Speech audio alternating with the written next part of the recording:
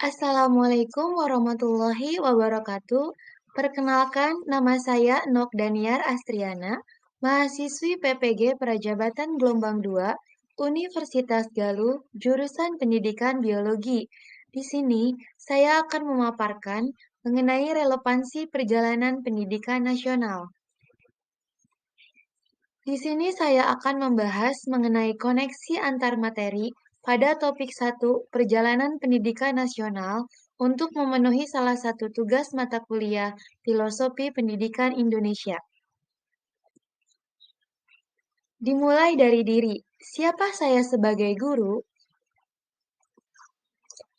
Saya sebagai calon guru profesional bernama Nok Daniar Astriana. Alasan saya untuk menjadi guru, yang pertama, karena panggilan jiwa. Saya sangat menyukai anak-anak. Melihat dari figur seorang guru pada saat sekolah menengah atas, saya melihat ada guru bahasa Inggris saya. Beliau mengelola kelas dengan begitu mengasihkan. Pembelajarannya juga berbeda dari yang lainnya, yang biasanya pembelajaran hanya dengan metode ceramah. Beliau menyajikan pembelajaran dalam sistem proyek. Pernah saya disuruh untuk membuat proyek film. Di sana saya sangat senang. Ternyata guru bisa melakukan banyak hal dalam membangun pengetahuan siswa. Telah kita ketahui bersama bahwa pendidikan di Indonesia ini mengalami perjalanan yang sangat panjang, yaitu pada zaman sebelum kemerdekaan. Ada zaman kolonial dan zaman Jepang. Pada zaman kolonial Belanda, yaitu diinisiasi oleh para petinggi bupati untuk mendirikan sekolah kabupaten. Pada mulanya, pendidikan ini hanya difokuskan untuk mendidik calon para pegawai. Jadi, pada zaman kolonial Belanda, pendidikan itu tidak diberikan kepada masyarakat umum. Pendidikan hanya diberikan kepada golongan tertentu, seperti golongan bangsawan dan para calon pegawai. Pada tahun 1854, lahirlah Sekolah Bumi Putra yang hanya terdiri dari 3 kelas. Sekolah ini ditunjukkan untuk membantu usaha dagang kolonial, yaitu para budak-budak yang pembelajarannya itu hanya meliputi membaca, menulis, dan menghitung seperlunya. Selain itu, masyarakat biasa atau masyarakat umum tidak diberikan hak untuk pendidikan, hanya untuk orang-orang yang membantu usaha kolonial saja. Untuk tahun berikutnya, yaitu ada kelonggaran dari pemerintah Hindia Belanda untuk memberikan kesempatan bagi calon mantri atau dokter Jawa untuk memperoleh pendidikan. Nah, dari sini mulailah muncul organisasi-organisasi pergerakan nasional yang berjuang lewat jalur pendidikan dan untuk kemerdekaan bangsa Indonesia. Dimulai dengan pada tahun 1908, terbentuklah sebuah organisasi Budi Utomo. Pada tahun 1912, Raden Raden Ajeng Kartini memperjuangkan sekolah perempuan. Dan pada tahun 1922, lahirlah Taman Siswa yang diinisiasi oleh Ki Hajar Dewantara. Taman siswa ini merupakan gerbang bagi pendidikan Indonesia menuju ke arah yang lebih baik. Karena dari sini, dari taman siswa, banyak pengajaran-pengajaran yang menguntungkan bagi Indonesia. Berbeda halnya dengan zaman kolonial. Di sini pendidikan pada zaman Jepang, pendidikan itu diberikan kepada seluruh kalangan masyarakat. Kalau tadi untuk zaman kolonial Belanda, pendidikan itu hanya diberikan kepada golongan tertentu saja. Angin segar bagi masyarakat Indonesia, karena pada zaman Jepang, pendidikan itu diberikan kepada seluruh kalangan masyarakat. Untuk bahasa pengantar dalam pendidikan, yaitu menggunakan bahasa Indonesia sebagai bahasa nomor 1 dan bahasa Jepang sebagai bahasa nomor 2. Karena pada saat itu, para pengajar Jepang belum bisa menggunakan bahasa Indonesia, maka pemerintahan Jepang menunjuk guru-guru dari Indonesia untuk mengajari masyarakat Indonesia itu sendiri, yaitu dengan menggunakan bahasa Indonesia. Pemerintahan Jepang memberikan pendidikan kepada Indonesia, ternyata dia memiliki taktik di balik itu semua, yaitu guru dan siswa dikumpulkan untuk membantu menanam tanaman jarak untuk membantu kepentingan perang. Di sini, guru disibukkan dengan membantu kepentingan perang dari Jepang. Oleh sebab itu, pada tahun tersebut ada penurunan jumlah guru.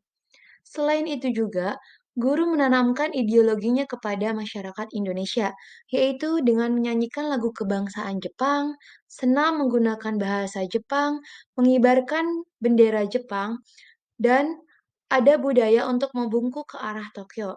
Jadi, di sini pemerintahan Jepang menanamkan ideologinya yang kuat kepada masyarakat Indonesia. Karena Jepang beranggapan bahwa Jepang merupakan saudara tua dari Indonesia, maka Indonesia akan dibantu oleh Jepang. Padahal, di balik itu semua, Jepang memiliki kepentingan lain, yaitu untuk menyiapkan kepentingan perang. Dari sanalah muncul pemikiran Ki Hajar Dewantara yang berbunyi, pendidikan itu menuntun segala kekuatan kodrat yang ada pada anak-anak agar mereka dapat mencapai keselamatan dan kebahagiaan setinggi-tingginya sebagai manusia dan anggota masyarakat. Jadi, yang perlu ditekankan bahwa anak-anak perlu mencapai keselamatan jiwanya dan kebahagiaan raganya. Oleh sebab itu, maka para pemangku kebijakan merumuskan sebuah kurikulum yang mampu mewadahi para peserta didik, yaitu dengan diberlakukannya kurikulum merdeka. Kurikulum merdeka ini berpusat pada peserta didik. Untuk pembelajarannya, yaitu bersifat berdiferensiasi. Jadi, pembelajarannya itu berdasarkan pada karakteristik peserta didik tersebut dengan mengacu pada profil pelajar Pancasila. Ada 6 elemen penting pada profil pelajar Pancasila. Untuk yang pertama, yaitu beriman, bertakwa kepada Tuhan Yang Maha Esa, berkebinekaan global, mandiri, bergotong royong, kreatif, dan berdaya nalar kritis.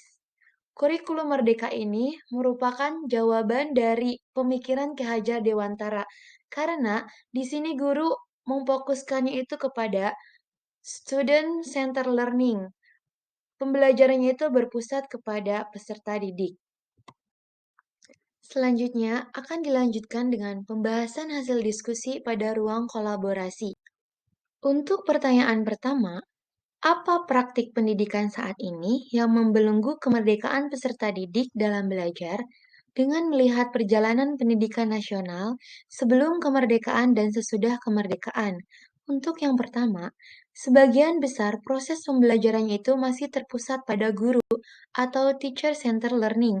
Jadi, di sini guru sebagian besar melakukan pembelajaran di kelas itu dengan metode ceramah, di mana guru banyak untuk memberikan materi, sedangkan peserta didiknya hanya pasif untuk mendengarkan dan menerima materi dari guru tersebut. Peserta didik belum diberi kesempatan untuk mengembangkan potensinya sesuai minatnya. Untuk selanjutnya, pencapaian hasil belajar peserta didik masih terfokus pada perankingan siswa.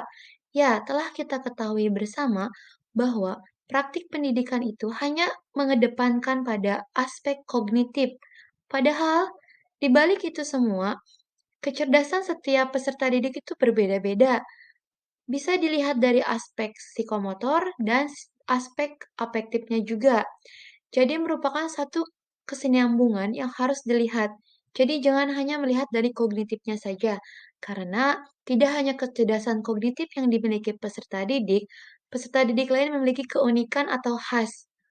Mereka bisa saja pintar dalam berolahraga, dalam bernyanyi, maupun dalam melukis.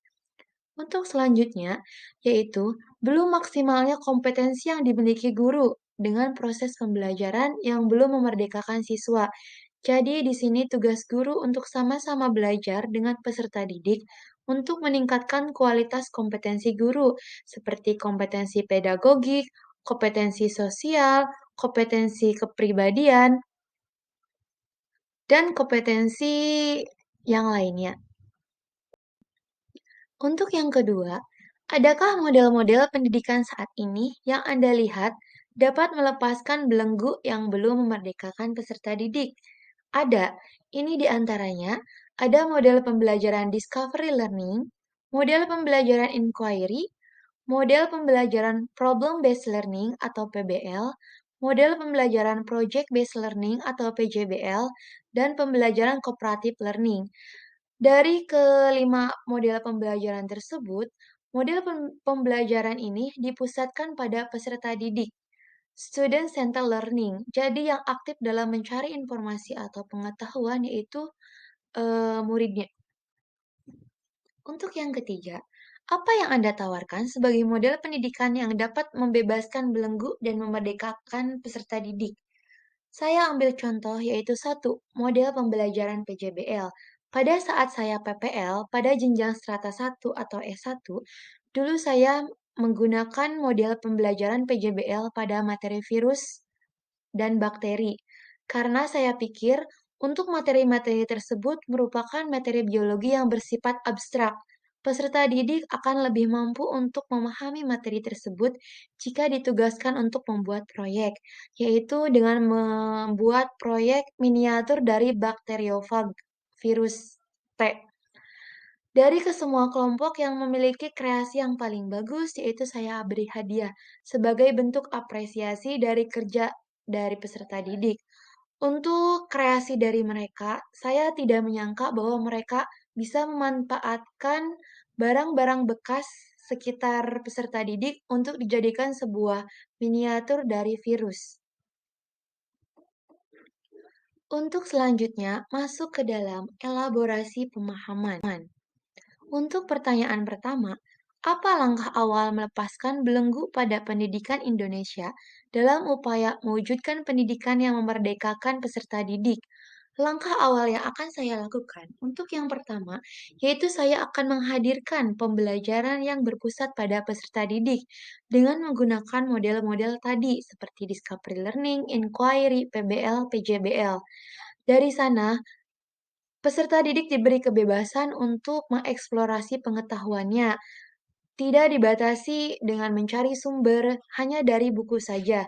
Mereka bisa melakukan studi literatur dari internet, buku paket, ataupun dari berdiskusi dengan kelompok.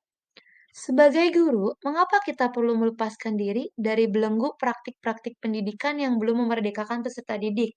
Jelas, karena ketika sebuah pendidikan masih terbelenggu, pendidikan tersebut tidak akan menuju kepada pendidikan yang lebih baik. Mereka akan terus saja terjebak pada pendidikan-pendidikan konvensional, di mana kreativitas, daya nalar kritis peserta didik itu dibatasi, bahkan dimatikan. Padahal, untuk daya kreatif dan kritis peserta didik itu diperlukan bagi karirnya di masa yang akan datang. Bagaimana melepaskan diri dari belenggu praktik-praktik pendidikan yang belum memerdekakan peserta didik? Cara melepaskan dirinya yaitu dimulai dari diri sendiri, kemudian menerapkan model pembelajaran yang bermakna, kontekstual, yang mampu merangsang peserta didik untuk berpikir aktif, berpikir kreatif, berpikir kritis, sehingga peserta didik itu terbiasa dengan pembelajaran yang akan diajarkan. Berbeda halnya kalau mereka belum terbiasa, mungkin pada awalnya mereka akan kesulitan karena terbiasa dengan metode konvensional, di mana peserta didik itu hanya mendengarkan, menyimak apa yang disampaikan oleh guru. Padahal peserta didik tersebut boleh untuk mengkonstruk pengetahuannya sendiri dengan mengajukan beberapa pertanyaan yang mampu menjawab keingintahuan mereka.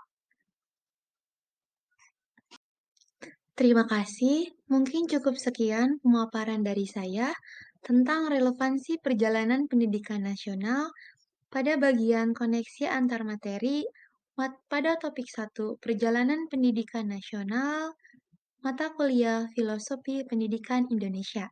Bye-bye.